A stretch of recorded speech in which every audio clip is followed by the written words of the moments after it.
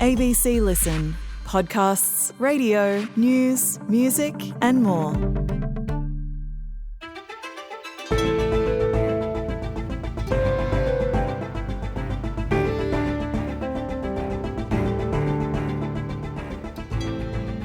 NASA doesn't like to phrase it this way, but right now, a couple of astronauts are stuck in space.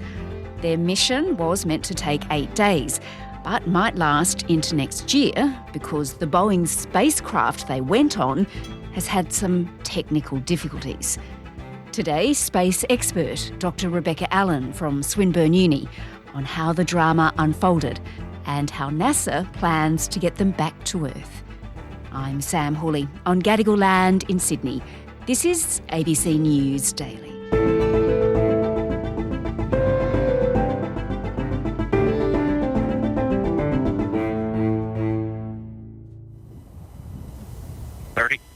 Centaur at flight press. Status check. Go Atlas. Go Centaur. Go Starliner. Godspeed, Butch and Sonny.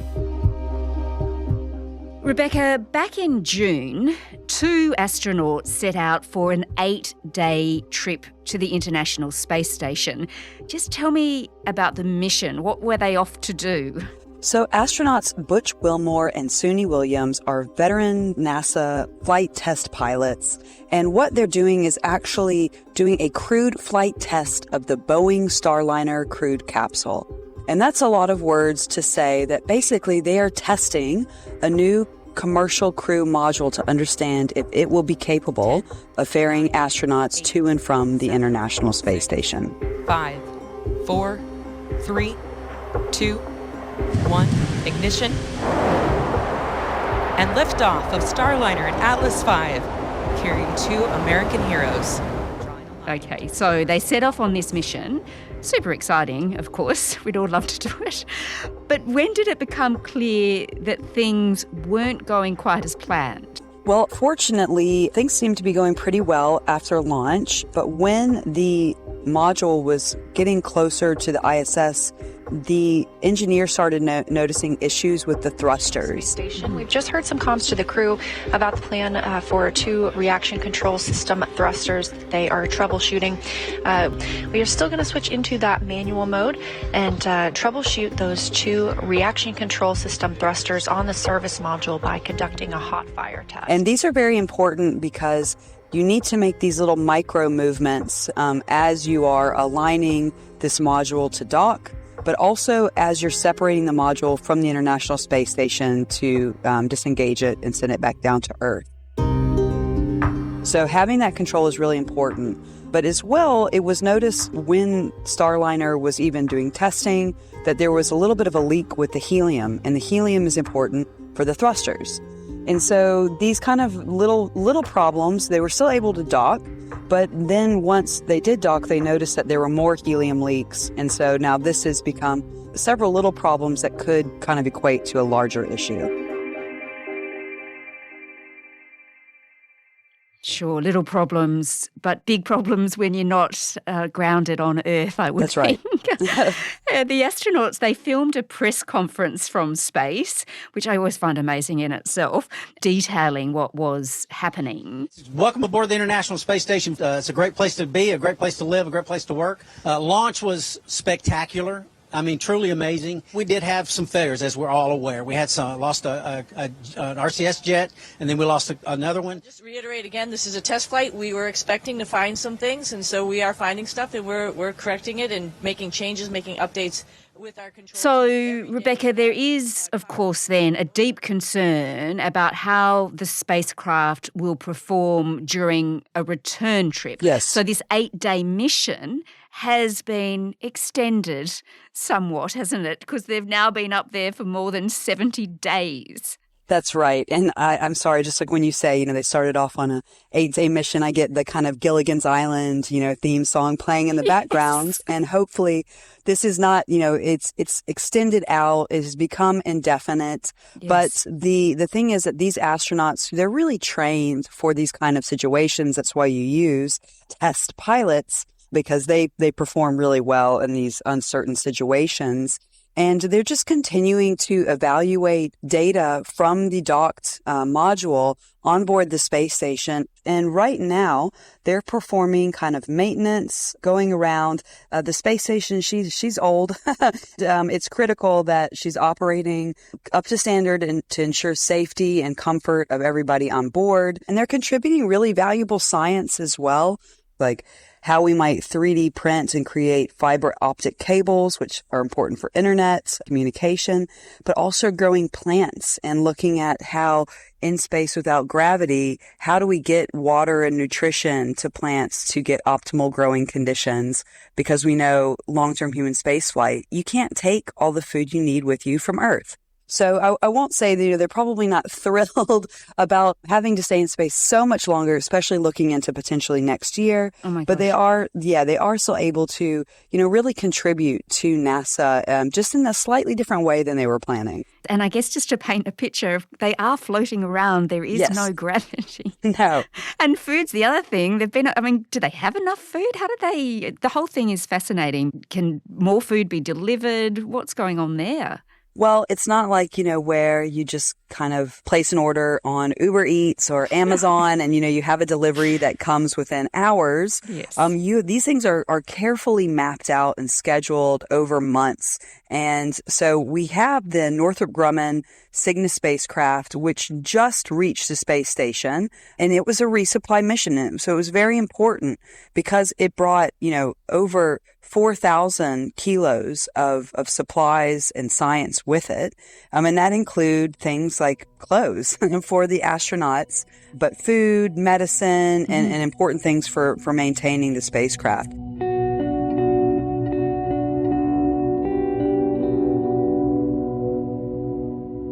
Rebecca, let's look now at the plan to get these stranded astronauts home. For weeks, NASA seemed to really downplay the situation, but now it has admitted that it is a bit more serious than was first thought.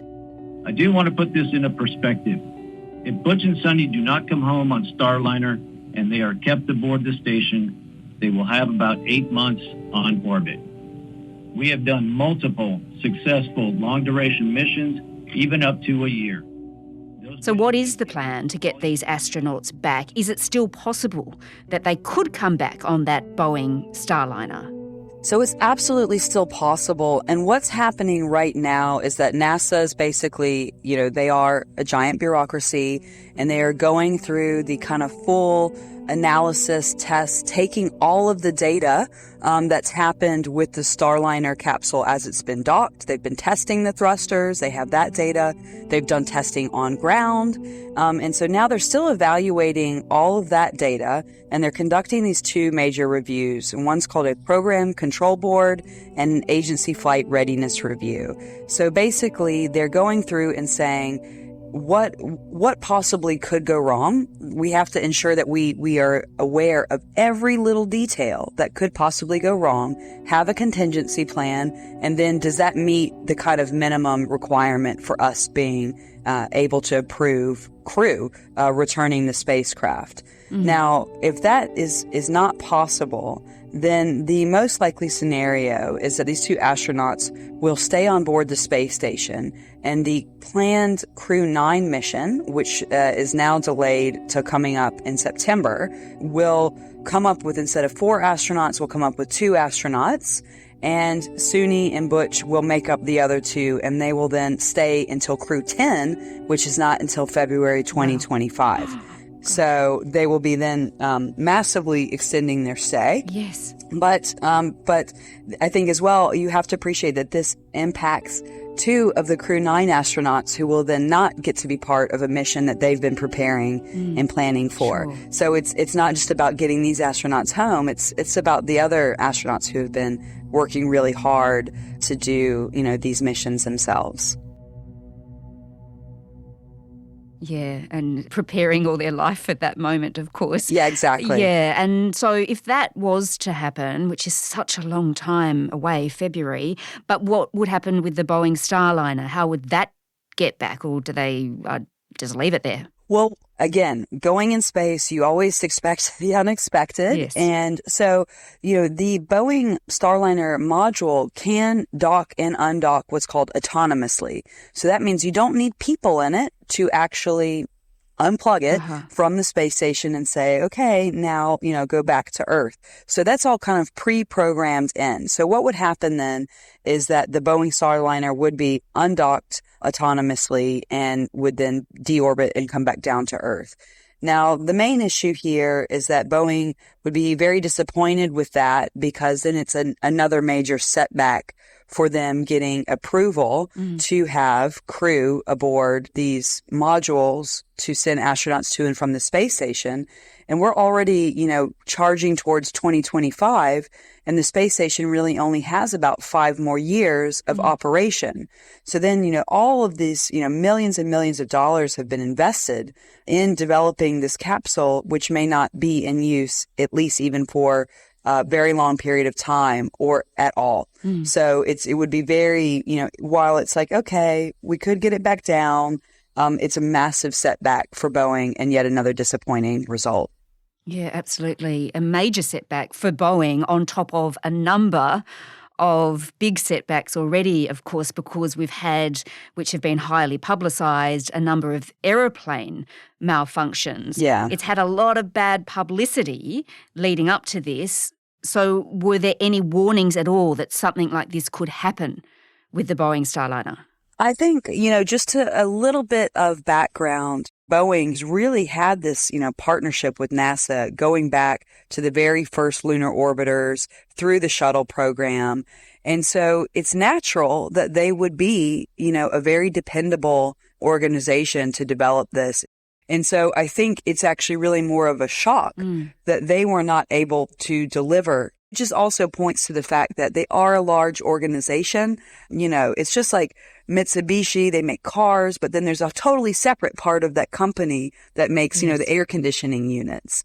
And so with Boeing, it's the same. So these are not things where it's like if your car breaks down or your air conditioner breaks and it's, it's not great for your reputation, but this is really a whole nother tier. Engineering for space is still hard, even in 2024, and it has to be very carefully resourced and managed to deliver on these timelines and to the expectations of NASA. By the sound of it then, this isn't the end for Boeing in space? No, I don't believe so. People will be forgiving. Yes, I think absolutely people will be forgiving, especially because we learn, there's been a lot of transparency from SpaceX, from Boeing with, the operations that are going on. And I think that transparency allows us to innovate and address engineering flaws and come up with new solutions to, be able to drive the technology that will see us be able to operate in space. What about, Rebecca, the astronauts? They might want to give Boeing a miss next time, right? Well, you have to appreciate as well that a lot of the astronauts and NASA engineers, they're actually the ones consulting SpaceX, Boeing, other companies, Blue Origin. They're going on to work for these companies and advise on it. So it is a cooperative process. And I don't think any astronaut would get in a vehicle that they did not feel, pretty confident was going to be able to deliver. If the results and the data is there, then the astronauts are going to be happy to support that and, get to drive these incredible vehicles to and from outer space. Yes, well, hopefully they can return safely to Yes. Earth soon, but are having a good time while they're up there. Yeah, absolutely. No, they're contributing some amazing science. Dr. Rebecca Allen is the co-director of Swinburne's Space Technology and Industry Institute. This episode was produced by Cara Jensen McKinnon and Sydney Peed. Audio production by Sam Dunn. Our supervising producer is David Cody. I'm Sam Hawley. Thanks for listening.